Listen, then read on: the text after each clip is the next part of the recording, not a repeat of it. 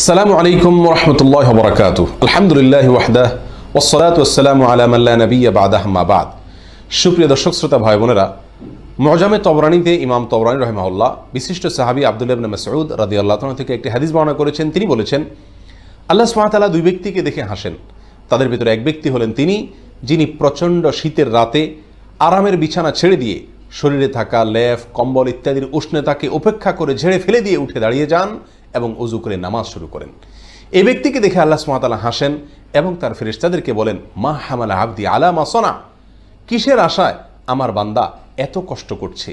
ফেরেশতাগণ তখন জবাবে বলেন, রব্বানা রজা আমা আইন্দাক ওয়া শাফাকাতাম মিম্মা আইন্দাক, আপনার কাছে যে নেয়ামত রয়েছে, পুরস্কার রয়েছে, জান্নাত রয়েছে তার আশায়, এবং আপনার কাছে যে শাস্তি এবং জাহান্নামের আয়োজন রয়েছে তার ভয়ে এই কনকনে শীত উপেক্ষা করে আপনার বান্দা উঠে নামাজ শুরু করেছে। তখন আল্লাহ তাআলা ফেরেশতাদেরকে লক্ষ্য করে বলেন, কদ আতাইতুহু মা রাজা ওয়া আম্মানতুহু মিম্মা খাফ, তোমরা জেনে রাখো আমার বান্দা আমার কাছে যা আশা করেছে আমি তাকে তা দান করলাম, আর যে আযাব থেকে জাহান্নাম থেকে বাঁচার জন্য যার ভয়ে সে এমনটি করেছে আমি তা থেকেও তাকে নিরাপদ ঘোষণা করলাম।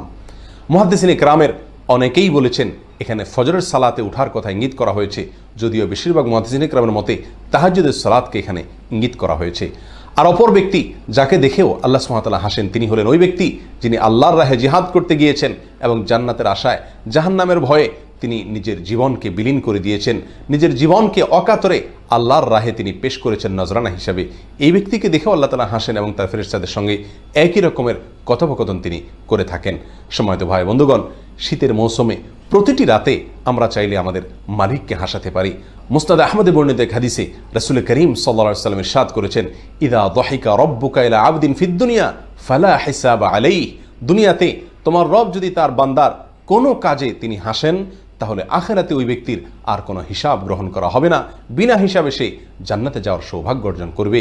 যে সমস্ত লোকেরা নিজের আমল দ্বারায় দুনিয়াতে তার রবকে হাসাতে পেরেছেন এবং তার বিনিময়ে আখিরাতে বিনা হিসাবে জান্নাতে যাওয়ার সৌভাগ্য তারা অর্জন করবেন, আল্লাহ তাআলা সেই সকল সৌভাগ্যবান মানুষের কাতারে আমাদের সকলকে শামিল হওয়ার তৌফিক দান করুন।